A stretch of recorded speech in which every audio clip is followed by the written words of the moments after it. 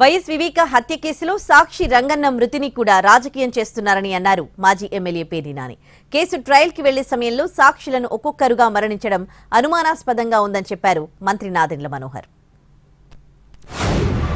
రేపు ఈ తప్పుడు కేసులోంచి అవినాష్ రెడ్డి గారు కానీ లేదా వీళ్ళు కానీ బయటపడటానికి అవకాశాలు ఎక్కువగా మెండుగా ఉంటాయి. కాబట్టి ఇప్పటి నుంచే ఒకటి డైవర్షన్ పాలిటిక్స్, రెండు విషం చిమ్మి ఎలాగూ వాళ్ళకి సంబంధం లేకపోయినా ఒక ప్రజల్లో ఒక ప్రలోభాన్ని అంటే ఒక అవగాహన అంటే ఓహో ఈ సాక్షులందరూ కూడా చచ్చిపోవటం వల్ల ఈ కేసు పోయిందా అని అనుకోవాలనేటువంటి భ్రాంతి కలగజేసేట్టుగా చంద్రబాబు నాయుడు చేస్తున్నటువంటి ఈ కుట్రని.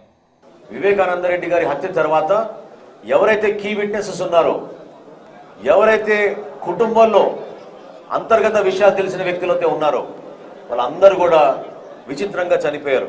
ఈ 2 సంవత్సరాల్లో 3 సంవత్సరాల్లో వరుసగా 6 చనిపోవడం. అందులో వీళ్ళేం వృద్ధులు కూడా కాదు. అభిషేక్ రెడ్డి గారి వయసు ఎంత అంటే 30 సంవత్సరాలు.